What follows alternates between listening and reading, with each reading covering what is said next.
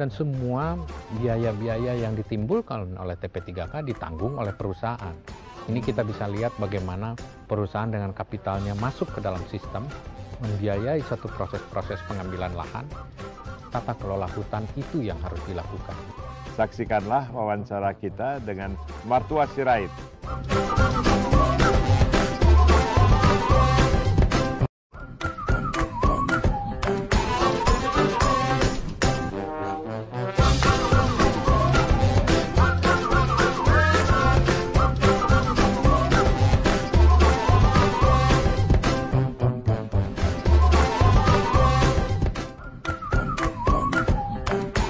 Selamat berjumpa kembali di acara Wimar Show, talk show yang ditayangkan di stasiun kesayangan Anda.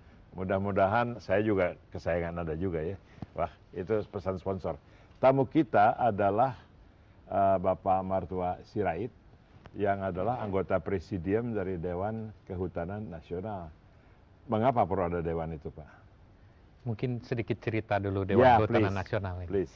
Dewan Kehutanan Nasional terbentuk tahun 2006, sebenarnya dimandatkan dalam Undang-Undang Kehutanan, khususnya pasal 70, di mana menjadi mitra pemerintah dalam pengambilan keputusan penting. Dewan Kehutanan Nasional terdiri dari 5 kamar, ada kamar masyarakat di sana, kamar pemerintah, kamar swasta, kamar akademisi, dan kamar LSM. 5 kamar ini bergabung dan disahkan dalam Kongres Kehutanan keempat untuk menjalankan mandatnya selama 5 tahun. Ini adalah periode kedua sekarang dengan adanya Dewan Kehutanan Nasional. Tapi intinya adalah menjadi mitra pemerintah dalam mengambil keputusan-keputusan penting berkaitan dengan hutan dan kehutanan. Mitra itu dalam pengertian bagaimana ya? Tidak mengikat barangkali? Atau apakah pemerintah selalu menyertakan dewan di dalam keputusan-keputusan penting? Apa bedanya dengan LSM biasa? Ya, mungkin agak berbeda karena kalau LSM mungkin tidak diundangkan, tetapi ini ada dalam Undang-Undang Kehutanan.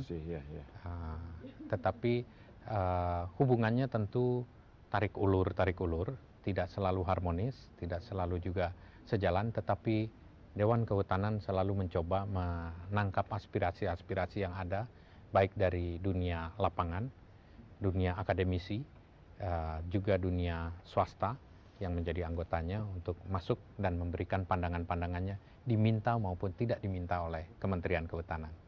Di dalam Dewan Kehutanan Nasional sendiri pun pasti banyak pendapat-pendapat ya, banyak keragaman pendapat. Soalnya kalau awam melihat hutan, saya ya dululah berapa puluh tahun yang lalu kalau pergi ke daerah di mana kita melihat hutan dari udara, itu dulu hijau tidak beraturan, kemudian menjadi hijau beraturan rapih karena ada perkebunan, biasanya kelapa sawit. Waktu itu saya bangga, wah nih hebatnya Indonesia bisa memproduktifkan hutan. Tapi sekarang katanya perkebunan seperti kelapa sawit itu bukan memproduktifkan saja, tapi juga mengurangi atau menambah emisi karbon gitu. Nah, mengenai topik seperti ini, apakah Dewan Kehutanan Nasional satu pendapat? Kami memiliki komisi, jadi ada 4 komisi. Salah satu komisinya adalah Komisi 4, Komisi Lingkungan dan Perubahan Iklim, khusus mendiskusikan hal-hal ini di kalangan kamar-kamar yang berbeda, untuk mengambil pandangan-pandangan yang kurang lebih sama yang bisa kita sampaikan kepada Kementerian Kehutanan, baik juga kepada publik maupun kepada pengambil kebijakan. Pak, bicara kelapa sawit, orang awam nggak tahu kenapa sih dibilang itu jelek dari segi apa gitu?